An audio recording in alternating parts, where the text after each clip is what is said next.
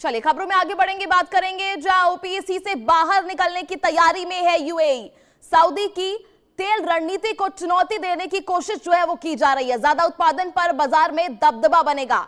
वही ये दबदबा जो है यूएई बढ़ाना चाहता है। फैसले से तेल कीमतों और राजनीति पर भी बड़ा असर संभव है। ऐसे में सऊदी पाकिस्तान समीकरण पर भी प्रभाव पड़ सकता है। अमेरिका के करीब जाने की रणनीति जो है वो इसे मानी जा रही है।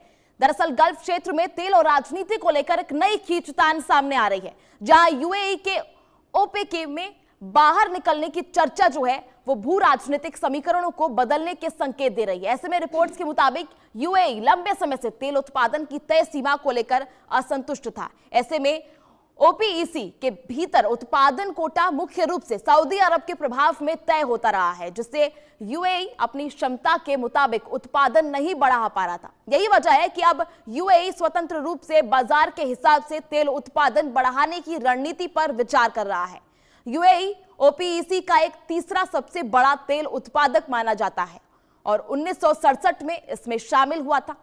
आपको बता दें, ओपेक के बाहर निकलने के बाद यूएई को अपने उत्पादन और निर्यात दोनों पर ही पूरी स्वतंत्रता मिल सकती है, जिससे वो और ज्यादा मुनाफा कमा सकता है और वैश्विक तेल बाजार में अपनी भूमिका मजबूत कर सकता है।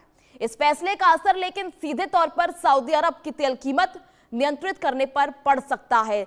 नियंत्रित करने की ताकत पर भी सीधा असर जो है वो देखा जा सकता है। एक्सपर्ट्स की माने तो यदि यूएई उत्पादन बढ़ाता है तो बाजार में सप्लाई बढ़ेगी और ओपेक की सामूहिक रणनीति कमजोर पड़ सकती है। इसी बीच खाड़ी सहयोग परिषद की बैठकों में ईरान से जुड़े मुद्दों पर मतभेद भी सामने आए थे, जिससे यूएई की नाराजगी और ज्यादा बढ़ गई थी। यानी रिपोर्ट्स के मुताबिक यूएई ने ईरान के खिलाफ कड़े रुख की मांग की थी, लेकिन सभी देशों की सहमति नहीं बन पाई। इसके बाद यूएई ने आर्थिक मोर्चों पर भी अलग रास्ता अपनाने का संकेत दिया। दरअसल यूएई की सरकारी कंपनी एडीएनओसी यानी एडनॉक के मुताबिक वो 2027 तक तेल उत्पादन 34 लाख बैरल प्रतिदिन से बढ़ाकर 50 लाख बैरल प्रतिदिन तक ले जाना चाहते हैं।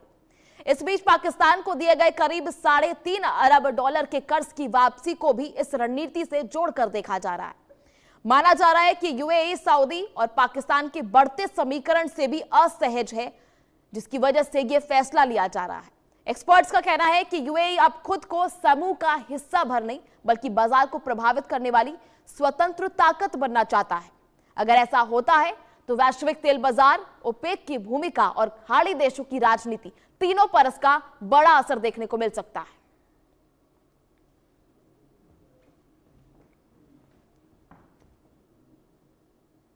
तो चलिए खबरों का